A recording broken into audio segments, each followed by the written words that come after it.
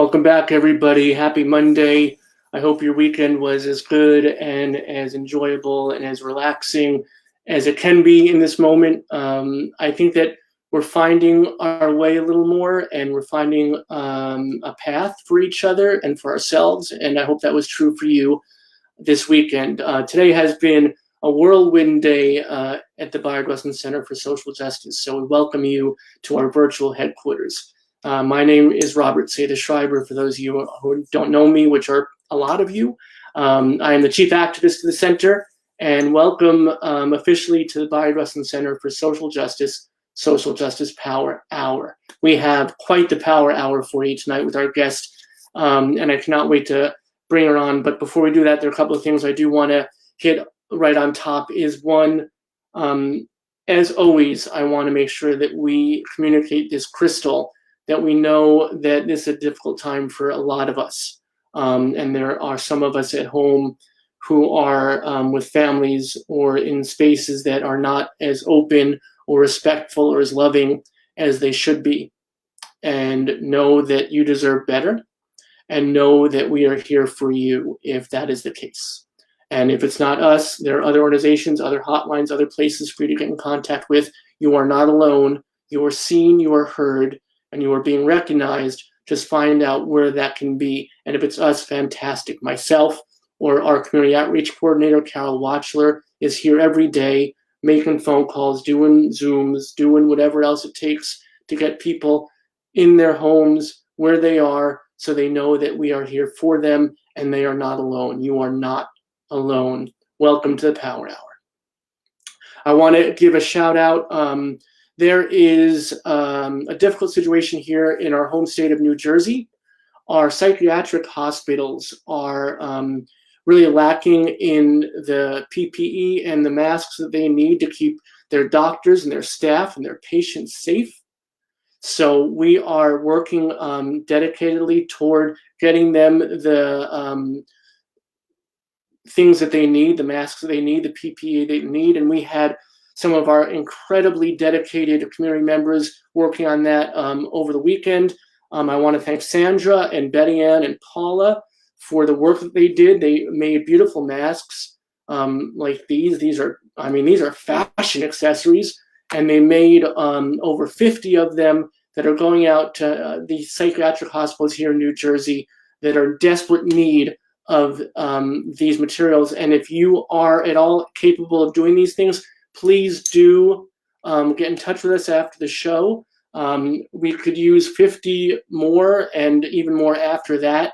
I know that the Public Defender's Office has been in contact with us, and they have made this need very, very acute, that the patients, the doctors, the staff all need this.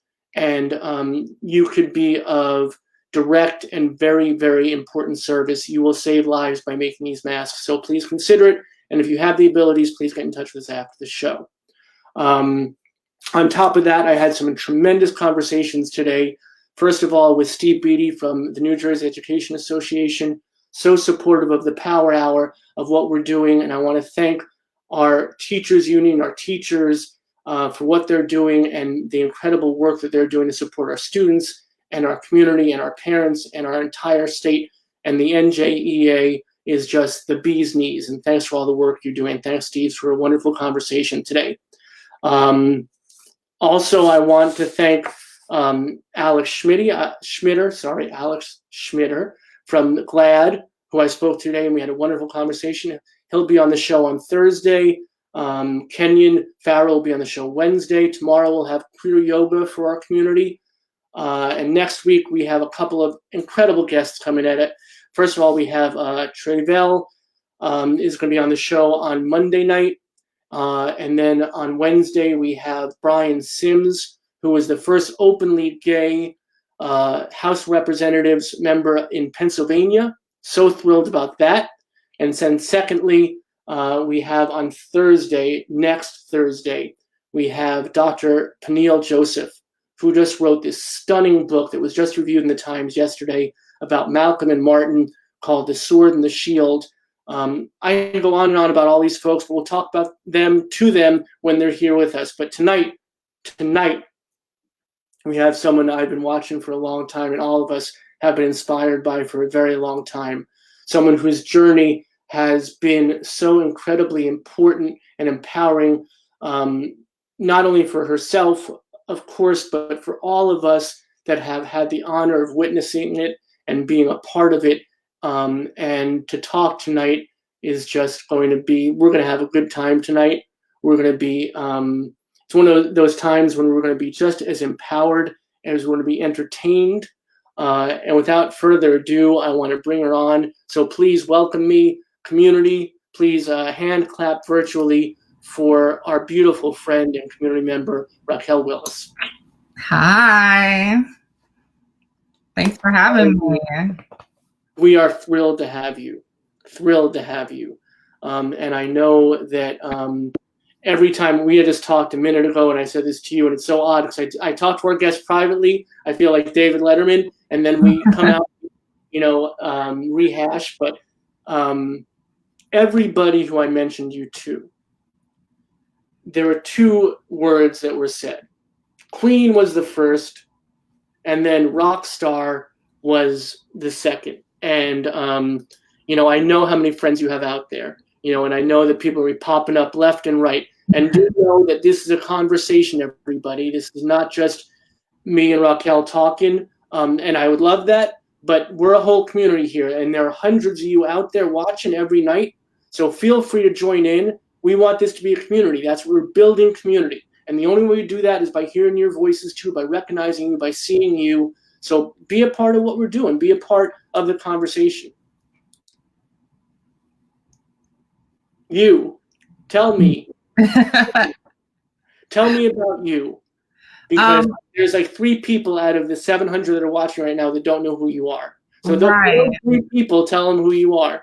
Yeah, so I'm Raquel Willis. I see one, it's so funny. I see one of my high school friends, Desiree, in the chat, and now another friend. But yeah, so I am a writer, a journalist, an activist, so many different things. And I'm from Georgia, from Augusta, Georgia. So I'm Southern down, like I always hold my roots close to me.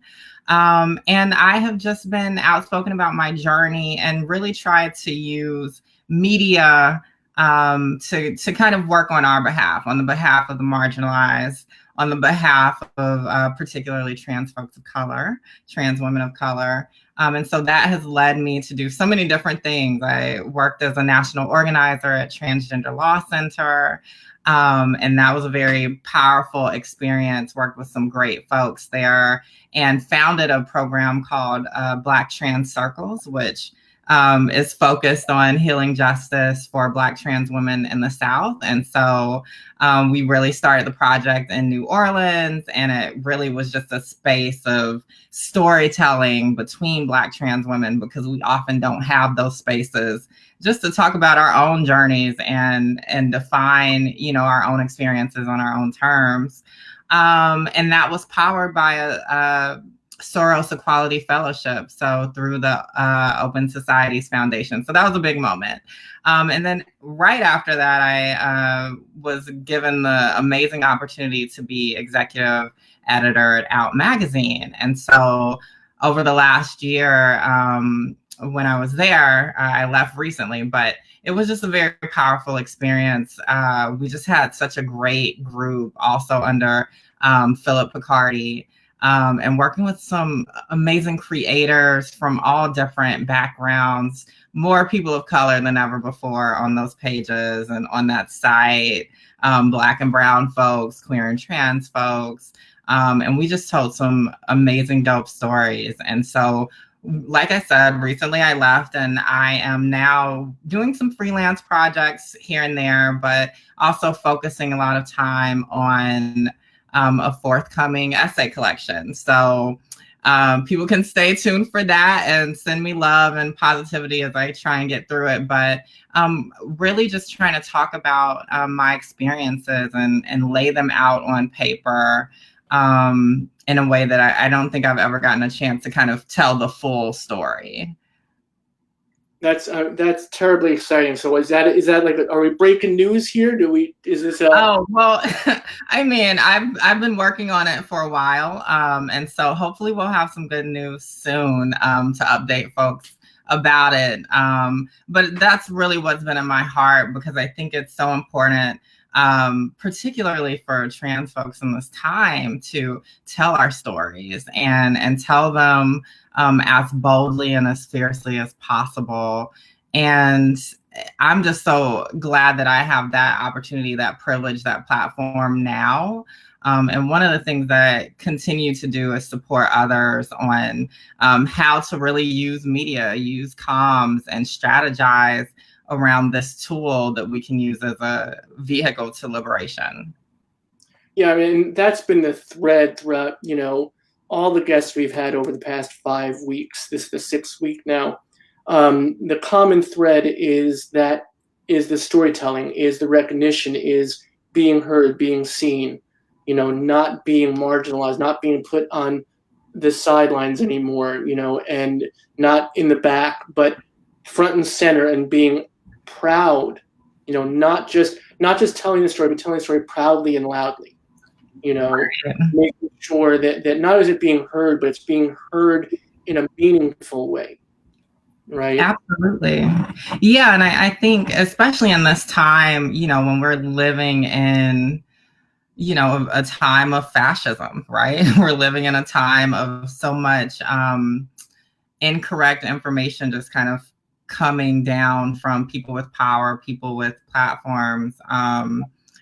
It's so important for us to set the record straight, about what people on the ground are actually experiencing. I think about this moment with, the coronavirus and with COVID-19, and how for a while, the stories about Black and brown folks being disproportionately impacted, by this virus have been so erased, and they still are, right? But now people are kind of understanding, oh, wait, this has had reverberations in a deeper way in more marginalized communities. And that's just the most recent instance. But I think it's so important for us to understand that it's on us to reclaim our own narratives. It's on us to not wait for people with power, people who are in cahoots with systems of oppression, to work on our behalf, because we know throughout history that just hasn't been a thing that we could count on. Yeah, I think that do you think this is a moment that, although this moment right now, this exact space and time is incredibly difficult, and we're losing people and we're losing faith, but is there, when we come out of it, because we're going to come out of it,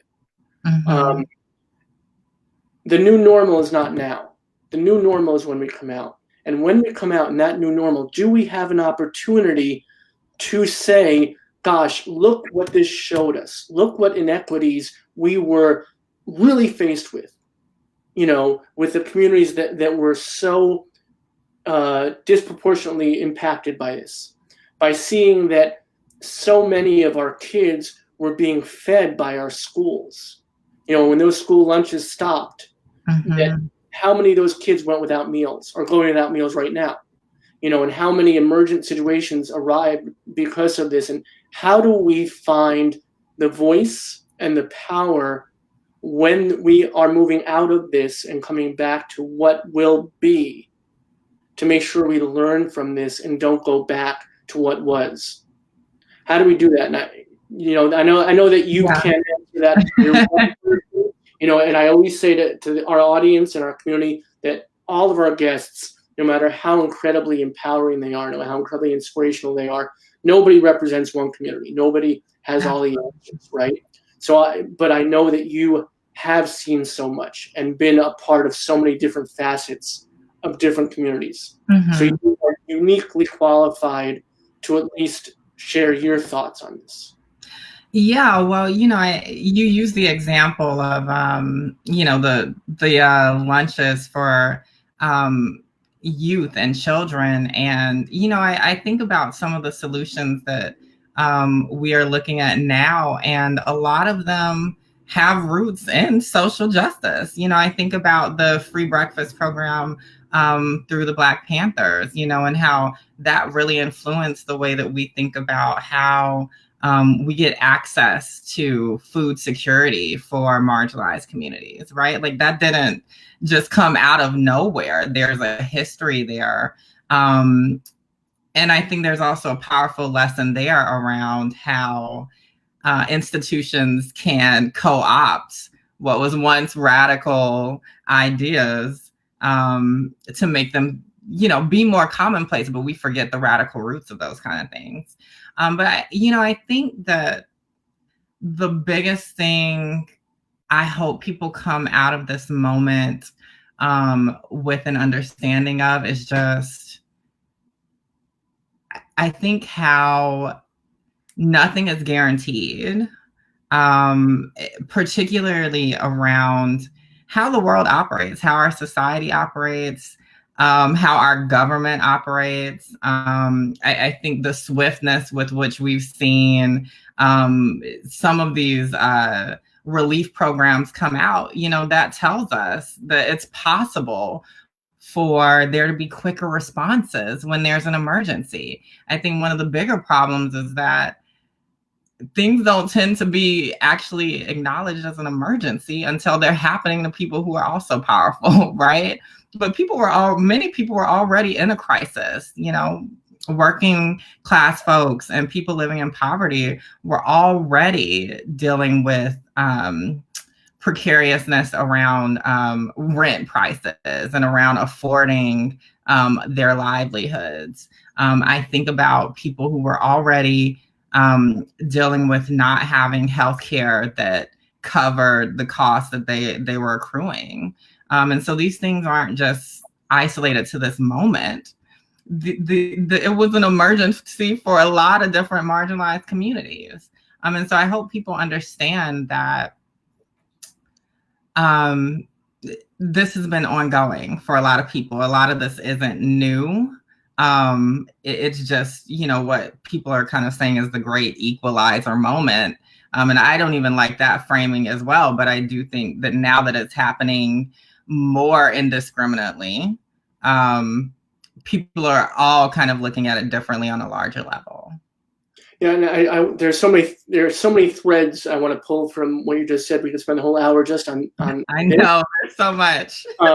First and foremost, because I think this is so important. I always want to shine light on these kind of things. The Black Panthers, there was so much positivity what they did, and the media and the story that has been really warped about that organization was, the guns and the violence, and that has been made the identity. But they had this free breakfast program that was so incredibly important and such a great example of what could be done, from a small community and bring it out, and now, people like Ayelet Waldman is doing the same sort of thing in the East Bay. We had her on earlier, a couple weeks ago, and that was great. What was wonderful is she was at the nascent stages of creating that program. Like when we had her on, it was the first week of what she was doing. And since then, it's blown up to this incredible thing that has inspired people across the country to basically, use local restaurants to feed local ERs, and then you're creating this microcosm of how we can help so many different folks at the same time. And it's not a difficult thing to achieve. It was difficult for her because she had to put it all together. But now that she's created this platform, this example, you can do that in your own town, and it's incredibly beneficial to numerous parts of our communities.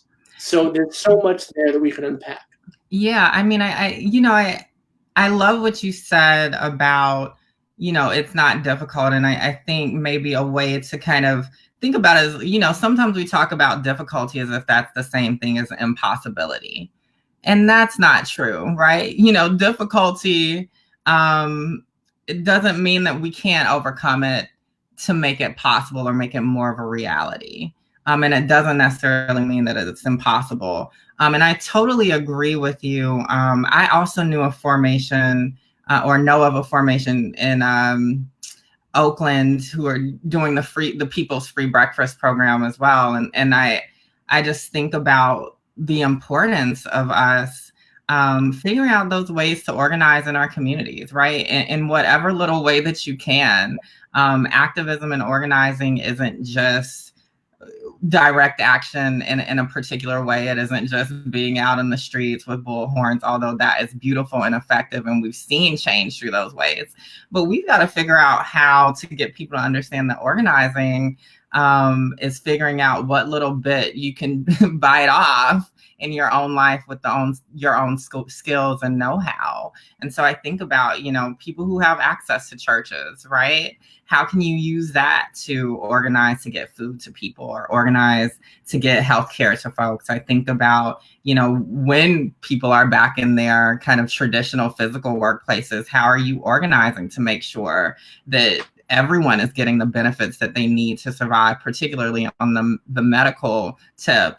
And then I think about schools, all of these different institutions. There are ways for us to rally around and support people who are not being supported in the ways that they need to be supported. And so I think about those little bits that we can all kind of figure out how to chew off in our own lives. Because we all have skills, we all have some knowledge to pull on to make things better. And I love, even though this is a difficult time, I love that people are doing that visioning work again around the ways that they can support each other. A lot of the mutual aid programs have propped up in the last month or so, and folks are really kind of rallying together in beautiful, beautiful ways. And for me, what's always close to my heart is how particularly Black trans folks are organizing, right? We are in a demographic of folks that people kind of throw away as, victims who are just waiting to be saved. And that's not actually true. We have a rich history of organizing and being powerful with what we do have. And I think about groups like the Okra Project here in New York that are getting food and resources to Black and brown trans folks in the New York, New Jersey, and Philly area. I think about a group called For the Girls that came out recently. They were doing a lot of parties last week to raise money for folks, but they actually shifted their efforts to raise money to support trans folks who had medical fees, right? Because people are still trying to recover from medical fees that they had before COVID was happening everywhere. And so I think about those things and how people with seemingly so little are living in abundance. And I really think that that's the kind of example a lot of us need to be looking to. Yeah, I mean, there's opportunity. These are difficult times, and this is an extraordinary moment.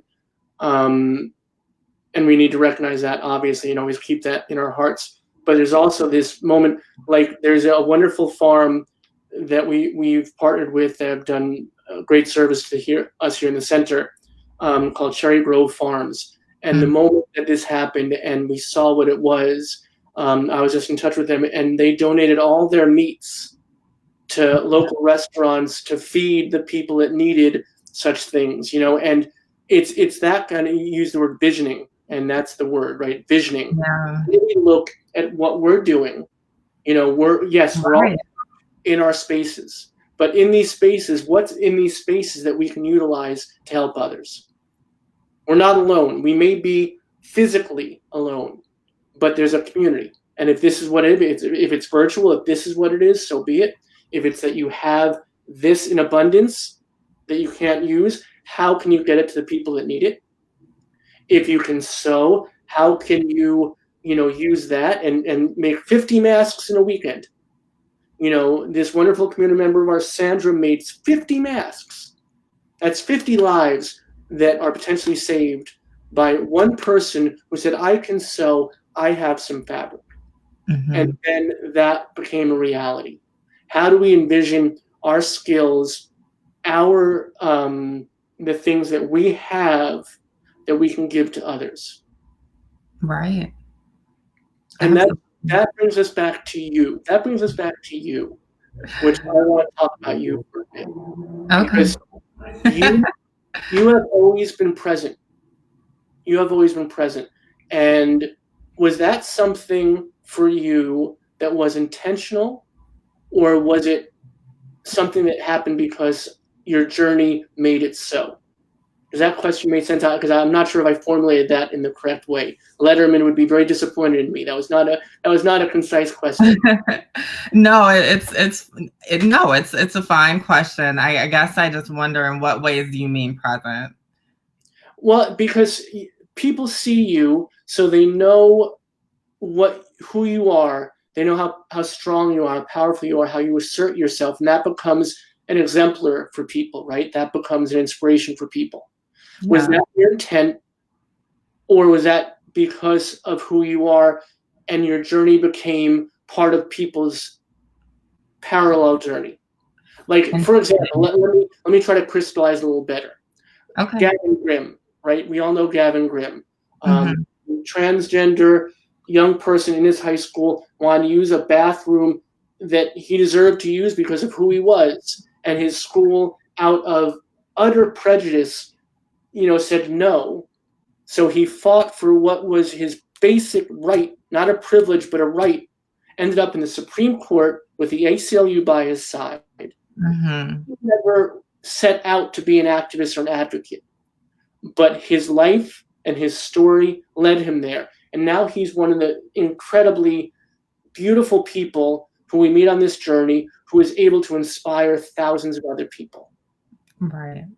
It seems like your journey is more intentional. It seems like you want to be present for people so they know, here I am. This is what I represent, and I'm with you. Yeah, it's so interesting. I've never had anyone put it that way. And I guess this may also tie into Cynthia's question about when did I first become an activist. Yeah, I mean, it's just, for me, I don't know if it was intentional that I set out to be an activist, or even necessarily an organizer. I just knew that I needed to use whatever little bit I had to try and support other folks. And so I will say, as I've kind of gotten older and I'm able to reflect a little bit more, when I was growing up, I grew up in the Catholic Church, and my parents were very involved. And so I do believe that some of the ideas around stewardship and volunteerism became a part of my fabric. I think also being in a smaller town in Georgia is also a thing, because when you're in a space that isn't so metropolitan, there's a way that community comes together differently. And so I always knew that I had to support other folks with whatever little bit that I had. We didn't use the framing of like privilege or anything like that. I didn't have access to that kind of political education. But it was, in a sense, using whatever privilege and resources you had access to. And then I think by the time I got to college, I met other LGBTQ folks and realized that I was the only out trans woman, for the most part, that was like openly trans as a student at the University of Georgia, as far as I know, because we never completely know who's out, who's not, right? There's always more people in the wings. But I was very visible in college without even trying to be. I was just living my life, figuring out my identity as much as I could, as quickly as I could. And I think I just happened to be visible. It wasn't a conscious choice, just like I think I was just always visible in a way of like my queerness was, easily read to people as I was growing up. And so I will say, I studied journalism, knew I loved writing, that was the way that I thought was the most powerful way to express myself. But it really wasn't until I saw the movement for Black Lives really take off. And I was on social media, and I was now living in Atlanta, and met other Black, queer, and trans people who were doing community organizing, that I really saw it as kind of I found a calling to it, that I needed to be a part of this movement, and I needed to use my skills in the service of liberating us. And I also knew that, Black trans folks weren't being listened to in the movement. And so that was a particular problem that I wanted to help kind of bridge the gap around, and find more of an understanding around our experiences in that context. And so I always have to shout out, people in Atlanta who really supported me in this journey, and really urged me along. People like Toni Michelle Williams, the executive director of Solutions Not Punishments Coalition. She led an internship that I worked on, where we were trying to make things easier for trans women who were being profiled as sex workers by police officers. And also Mickey Bradford, who is a national organizer now at Transgender Law Center. So there were a lot of folks that I met while I was in Atlanta who really, we were in community and in family together, and we were also Black and trans, and just trying to figure out how we could make things better for our people. So I hope that, I know that was long, but it wasn't an intentional thing. It just kind of it actually happened fairly organically. Well, the best things do. But I mean, right. It's so much a part of who you are. You can just hear it in your voice, and not only your cadence, but in the words and in the spirit that they're spoken. It's interesting to me, though, that when Zach Stafford was here last week, he told a similar story about growing up in a small southern place. And you would assume, your assumptions, your stereotypes go to, gosh, it must have been awful for you, and every day must have been a nightmare, and it must have been so unaccepting. But you both had this similar expression that in the society you lived in the folks that you dealt with personally, there was a lot of acceptance. There was a lot of allowing you to be who you were, but at the same time, there was a larger context where probably you didn't have that. Well, I won't say that was my experience when I was younger. I don't feel like I had support really until I went off to college. When I was younger, there was really no language that I had access to around being trans.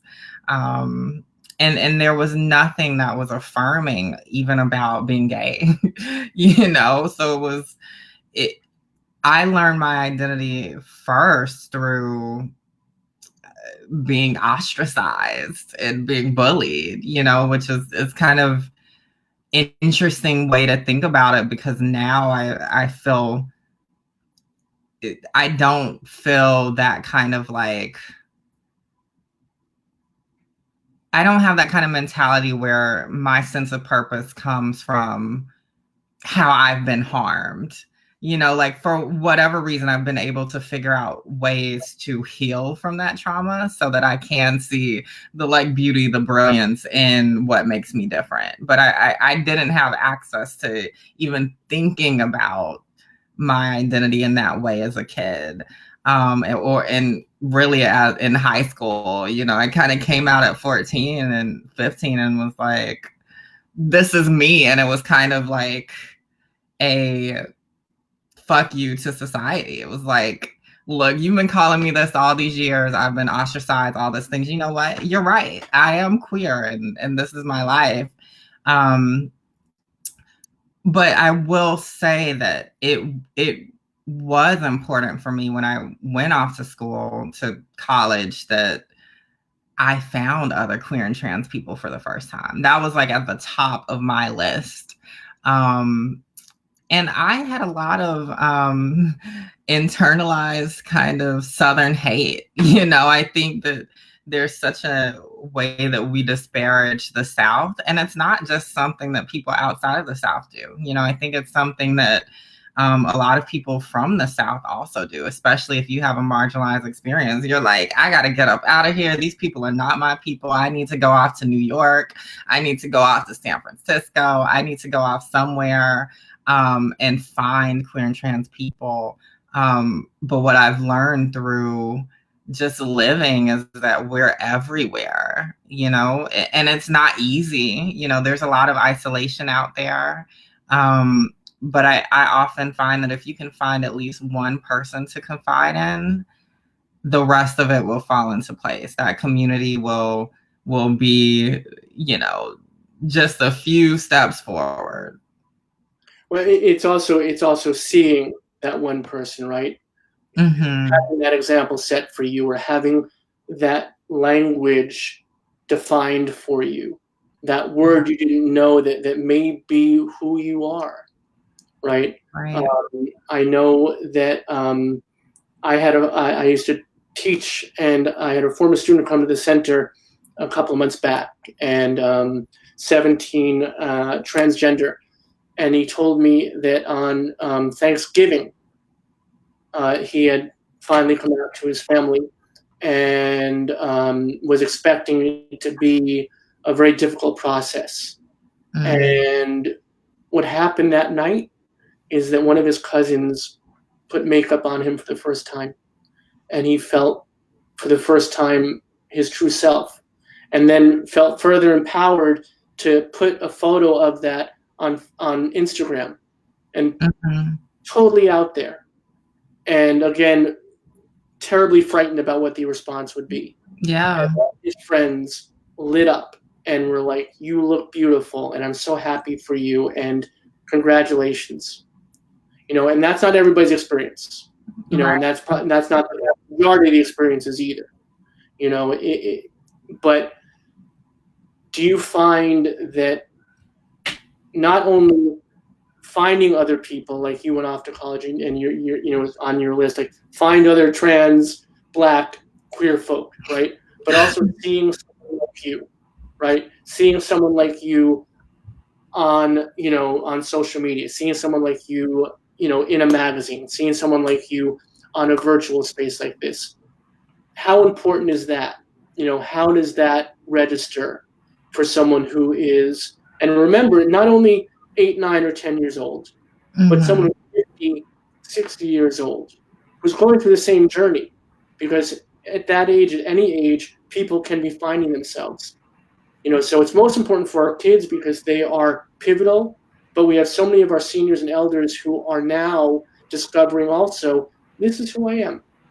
Yeah. This is who I've always been. I've never recognized it. And sometimes it's just seeing you that can prompt that. Yeah, I mean, I think it's wild to think, that any of us can be a possibility model, because I think it happens so quickly, that you're young and you're like itching for something. A lot of times we don't even know we're itching for a possibility model or some example of what's possible. A lot of times we're just kind of trying to navigate the world and figure it out moment by moment. And then when you see it, it's like something goes off in your head and you're like, oh, wow. Okay. Okay, I can do this. I can be who I am. It's so funny because I remember when I was in I didn't really have possibility models as a kid like that. I didn't really know who I'd be at this age now, in my late 20s. And I do remember in college when I first read about Janet Mock. I remember reading that Marie Claire article online, and and I was already a journalism student. I was already like out about my identity and everything. So it was wild though to see another Black trans woman who was in journalism and who saw herself as a storyteller. It was like, oh, okay, like maybe I'm not, completely making this up out of nowhere. Like I could have a career. And so that was so powerful. And it's so great now to have her as like a friend and someone who, still like is paving so many ways. Right. But it's been interesting to kind of see her journey and what that means to so many folks. And so I hope if, my little story can be that for people, I will take it. But I do think it's important for us to know that people are always watching, and you're probably inspiring so many folks that you may not even know the names of. But it's important for you to work on behalf of also the folks who are rooting for you. I think I've been writing a lot about feminism and kind of like the history of the feminist movement. And I think about the ways that, maybe we weren't, a lot of trans people in particular weren't in the imagination of a lot of early feminists, or even as someone who's a descendant of enslaved folks in the US, how maybe I wasn't, they weren't imagining a Black transgender woman being their descendant. We weren't even using those terms, say what, like a couple of decades ago. But I think that's what I want to be different for us moving forward, is that we understand that we're working on behalf of descendants that we may not know what kind of ways they will identify, what they will look like, who they will love, but we still have to leave the door wide enough for them to be able to come through to liberation as well. That's beautiful. I love that. Leave the door. I want that to sit for a second for everybody. Leave the door wide open for them to be who they need to be, who they are, who they've always been. And also, I think to add on to it, if you don't mind, to be able to shine that light so they can see who they've always been. Because it takes that moment, that person, that one word, that one moment. And we have a question from Carol Watchler. Carol is our community outreach coordinator. From your early experience, what would you say to teachers who don't know what that they know any person who's queer or trans, youngsters who just need to be affirmed?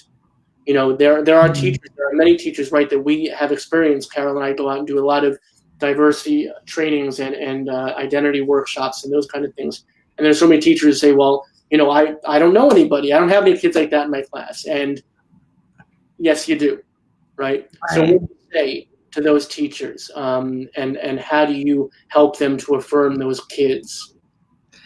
Well, obviously I think the best thing is, if you can find other queer and trans folks, that if you have a student who is, you can connect them to.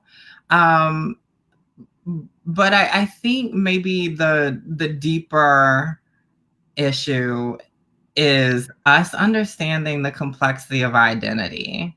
And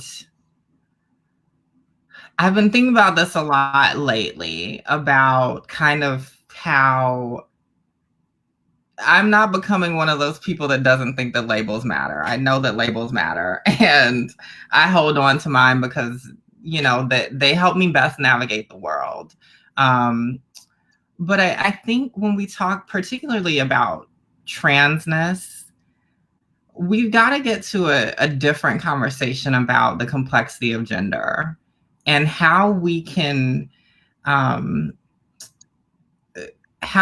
think about gender in a healthy way. That, you know, we all carry some kind of insecurity about our gender, or we carry some kind of hang up about not embodying our gender in a perfect way. And that's not just a trans specific thing.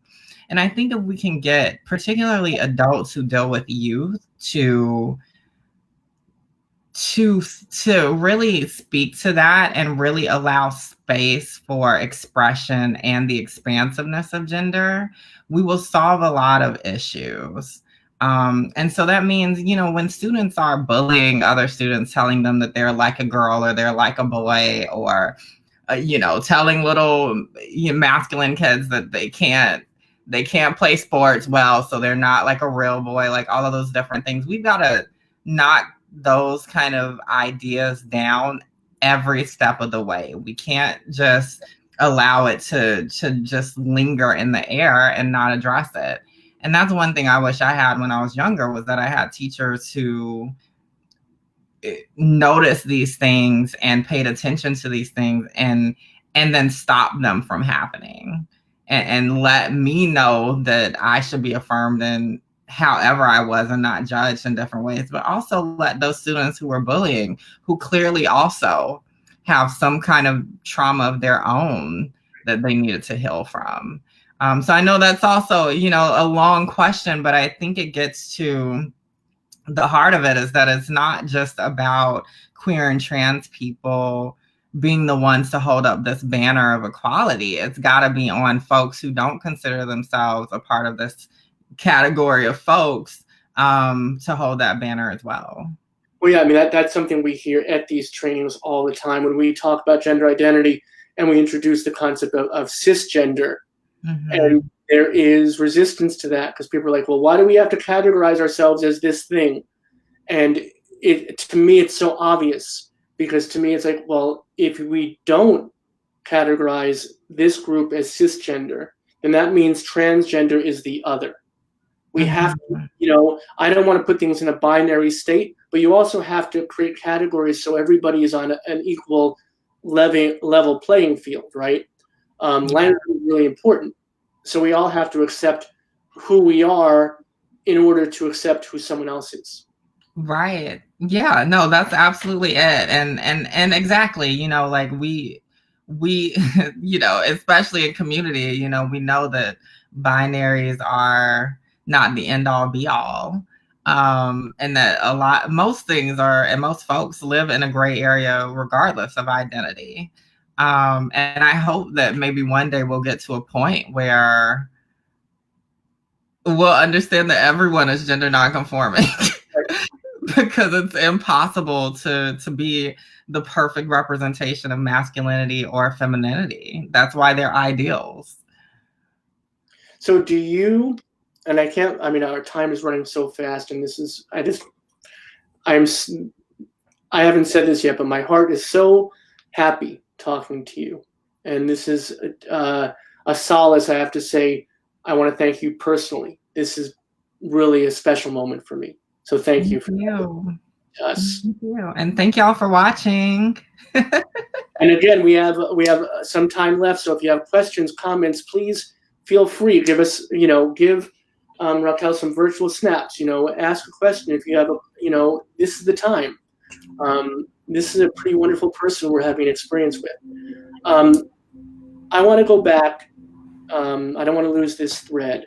So you're coming out. You talked about age 14. I think you specified. I know it's incredibly meaningful for our community, those that are present tonight and those that might watch this in the future. Right. What can you tell us a little bit about that? What was some of the more difficult aspects, but also what were the affirming moments too? Because I think that allows us to see, you know, all of it, the whole experience of it, or if there weren't any affirming moments. So that speaks to, look at who you are now. Look at how Yeah. powerful you are now. Look how you carry yourself now. So, how do you process that now? Because you talked about being healed from it. You talked about, and you also talked about, and forgive me, I'm throwing a bunch of stuff out there, but I'm terrified of not having enough time. You also talked about teachers and community leaders making sure that they not only dealt with the person who was being bullied, but the bullies too, and understanding that their journey is a painful one too. Yeah. And this is like restorative justice, right? To how we help everybody move forward from a difficult moment. So going back to my first part of the question is, can you share with us, are you comfortable sharing with us a little bit of your journey of coming out and what that story and what that moment was for you? Yeah, well, I mean, I have had a very complicated journey. So I have to kind of like recognize coming out, although we know that coming out is kind of an ongoing journey. And I will say that I appreciate how many folks are kind of switching that around and saying calling in versus coming out, where, I'm allowing you to be in on this part of my journey. Because there's often this idea that we owe our identities to the people around us, and we really don't. When I made decisions to come out, it was about being able to navigate the world in an easier way, and being able to liberate myself so that I could worry about other things. So when I was 14, I first came out to my mom. And like I said earlier, we were a Catholic family. So her response was pretty affirmative, in the sense of like, it was something that we would have to work through. And so I came out to her as gay at that point. And then I came out to my dad about a year later, which it didn't really go so well because neither one of my parents wanted me to come out at school. But that was really what I wanted to do because I had been bullied for so long, and I just felt like if I could just say it, I could silence the haters. They wouldn't have anything to hold up against me, and I could just be like, yep, and so what? And so I eventually did come out at school, and guess what? The haters chilled. It was no longer like cool to make fun of me because I had spoken this truth. There was nothing that they could kind of hold over my head, and I just felt so much freer. I was able to build stronger relationships with classmates and deepen my relationships with my close friends at that time, because I was also had this barrier up with them. It was like every relationship I was only able to give a fraction of myself because I had to hold up the barrier that hid my full identity. When I got to college and I started figuring out, oh, I'm trans.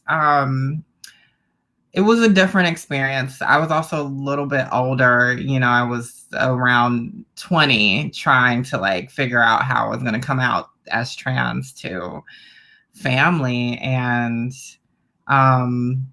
I actually just wrote them letters. I wrote my mom, my sister, and my brother letters. By that point, my father had passed away, and just explained it all. I explained the difference between gender and sexual orientation. I just laid it all out. There was like a political education. And they were, as affirming as they could be. They had a lot of questions. Obviously, there was a lot of my journey that I had to kind of make sense of for myself around gender, things that I remembered as a kid thinking that they were associated with being gay, but they were really about being trans. It was more of a gender experience than anything else. I just kind of internalized what I was called because that was the only language that I had as a kid. And now they're so affirming. Like, there are no issues. It was awkward for a little bit, trying to get adjusted to like, names and pronouns, and I'm going to look a different way coming around family. But now it's so normal, if you want to even use that. I talk to my family all the time, talk to my mom like, every other day. She's asking me, did you eat? All these different things.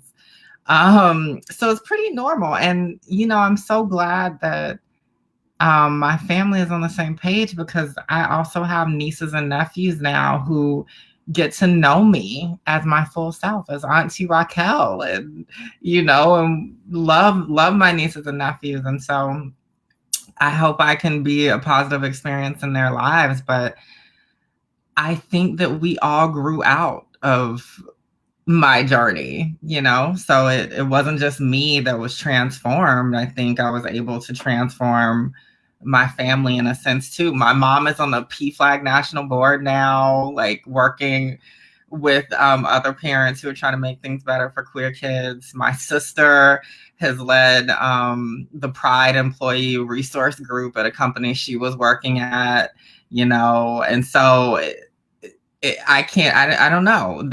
They're phenomenal, and I'm so blessed to have them. Well, we're all blessed to have you, and that's the truth. And that's not a word I use lightly. My agnostic self, but it's I the know, truth. blessed is a very loaded term to folks, and I don't consider myself very religious, but I hold on to that word. I love it. I have to tell you the truth. I have come to embrace it too.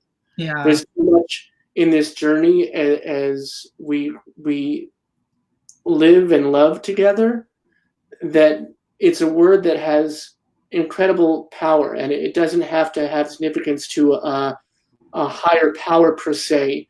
And I think it's about us. I think it's about being together and communing together. So that's what it means to me. Yeah. And you are a blessing, and I never. This is the absolute truth. You are that person, and I hope, I really hope this, if nothing else, I hope that you understand what your 14-year-old self, what it would have meant for your 14-year-old self to see you now. Mm-hmm. And what that is to all the other 14-year-olds and the 24-year-olds and the 64-year-olds who are at that, or at any part of that journey, and they see you and they see everything that is you. And you are just a phenomenal. I mean, you inspire me, and I'm a somewhat fluid cisgender white male. I can't imagine what it means to someone in all the shared communities that we represent. And I want to thank you on behalf of everyone present tonight, but also in the greater communities and across the nation, across the world, who see this and who see you, who read you, who are embraced by the love that you show, the strength that you've given yourself and all of us by being who you are. Thank you. Thank you so much. Yeah, I appreciate you creating these spaces. I mean, I also think about what you do, right? And how you bring so many folks voices to your people and make all of this possible. So thank you for that. And I'm excited to see the other folks in the lineup as well, because a lot of them are also people I admire. So yeah. Well, we appreciate that. And I know we're running really close to the hour. It always seems to be the power hour and 5 or power hour and 10. We do have like 2 other questions. Do you mind? I don't ever want to deny our community. Do you mind hanging out for a minute? Sure, I'm chilling. All right, great. Where am I going to go? All right. So Ida asks, Raquel, do you think in our lifetime we'll be able to be considered equals, no matter color, religion, who we love, who we are, a day without the need for any labeling? Woo, that's a biggie. Maybe 2 hours now. Yeah, this is the second power hour. I don't know. I don't want to say no. One of the things that's been difficult is And I think about somebody like Bayard Rustin. It's like you fight and you work on behalf of a movement, of a cause, and you probably won't live to see the liberation that you're seeking. And so part of our work is to figure out how to be okay with that. How do we make sure that things are better regardless of whether we get to reap the benefits of it? One of the things I've been saying a lot in the last year is that I hope to be obsolete in the future. I hope to be obsolete to future generations. And part of that for me is not self-deprecating. I love myself. I have, no issues with myself, but I do hope that the things that I think about, the traumas that I hold, the things that I need to heal from will be obsolete. That future generations will be able to focus on other things, be able to focus on new and more powerful ways to express themselves. And if I'm so caught up in this idea of them living my limited vision, I'm going to make that difficult. I'm going to be in their way. And so I want to make sure that like they get to live the lives that they deserve and get to seek liberation on their own terms. Even if it's different. That was an almost perfect answer. Well done. That was a tough answer at 8:01 when you were thought you were free. And one more. Shamari says, what advice do you have for employee resource groups that want to elevate the dialogue to better include trans voices and advocate for challenges that the trans community faces? Yeah. Well, I think that this is something that people need in every sector. We've got to figure out how to infuse political education into all of our work. And so that means making sure that, the people you work with understand what's going on. Do they have an understanding of like identity in this sense? And I know that it's difficult. It's not easy to bring up those ideas, but particularly if you aren't of a certain identity, sometimes it's easier to broach those subjects because you have a little distance away. And so if you're advocating on behalf of people of color, you can, I think that there are pretty natural ways that you can make sure that you also talk about the experiences of other marginalized folks, right? So we're trying to make things better for Black employees at our company, acknowledging that the fight doesn't end there. We got to make sure we're representing for Black folks and other folks of color. We got to make sure we're representing for LGBTQ folks. So I think that is key. And I think inserting a level of political education as you can about systems of oppression and how they impact the workplace is so important. The other thing I will say is that if possible, if you work at a company and you got some money, bring those voices in that you're seeking. I've done talks as well at different places that we're trying to figure out how to better support LGBTQ employees. And I think having folks who have a little bit of distance can help the folks who are in that space navigate a little bit better. Because I've talked at places that definitely had trans folks, and they were so thankful that someone could kind of corroborate what they have been trying to explain to leadership for so long. So I think that those things are important. I think also whenever you can, incorporating cultural elements is helpful. So if you want to start like a book club or a movie night with like employees or things like that, or do a movie lunch break or something, that's also a way you could use that as political education, kind of secretly, what if we watch, Paris is Burning or some kind of cool documentary or something about these different experiences. I think that can also drive things home.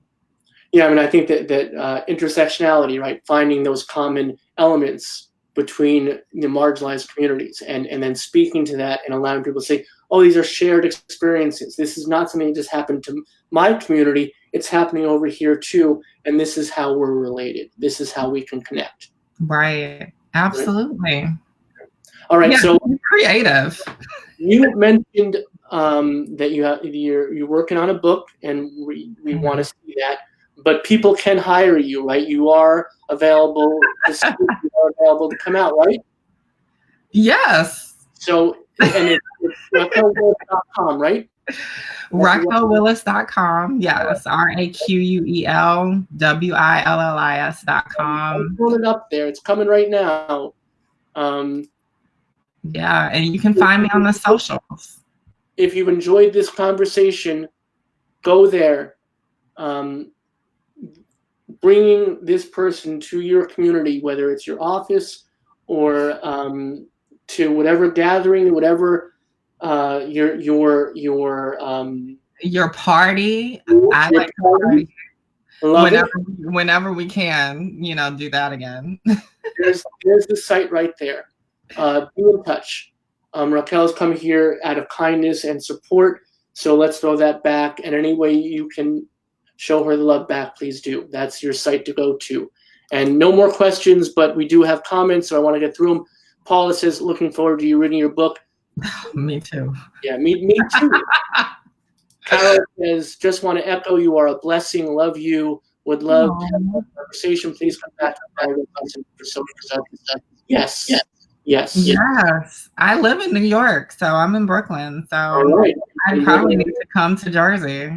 And then finally, let's leave Stephanie saying very encouraging to me as a transgender woman. Yes, Stephanie. Thank you so much. We're in this together. So thank you.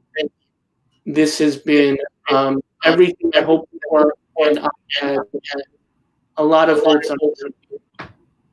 So you have our gratitude, our love, and of course our respect for who you are, what you represent, and your journey, and allowing us to be a part of it tonight.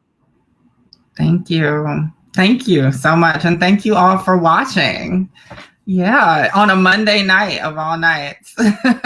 And will you hang out? I'm gonna disappear you just to say good night to the folks. Will you hang out so I can talk to you at the after party?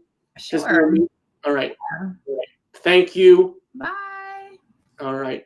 Thank you, everybody. We have gone over again almost 10 minutes. And so it's the hour. It's the power hour in 10 minutes. And it can go another hour. But gosh, thank you, Raquel. Thank you for this hour. Thank you all for joining us. Because again, it's nothing without you. So without you, it's Zoom. So thank you all for being with us tonight. Come back all week long. Tomorrow night, we have our queer yoga with our yogi master, Jasmani, and our queer yoga is for our LGBTQI community, but also our friends and allies. So come out, downward dog, however you represent, you're all welcome. Wednesday, we have Kenyon Farrow. Thursday, we have our friend from GLAAD, Alex Schmitter. And then Friday, we have open and out mic night for our friends across the nation to show their talents or lack thereof. It's just a matter of getting together, right? And next week, we have another tremendous roster of guest stars. Travell's going to be with us. Dr. Peniel Joseph's going to be with us. And Brian Sims is going to be with us. So you don't want to miss any of that. Don't miss a moment of the Power Hour because without you, there's no power to it. We love you all. Remember, we're here for you during the day. If you need us, give us a call, give us a shout. Let us know what we can do to be of service to you because we serve at your pleasure. And we'll be back here tomorrow night with another tremendous Power Hour. Love to you all. Love to your family. Love to your situation. Show respect for yourselves. And remember, we're all in it together. Be well and be good, everybody. We'll see you tomorrow.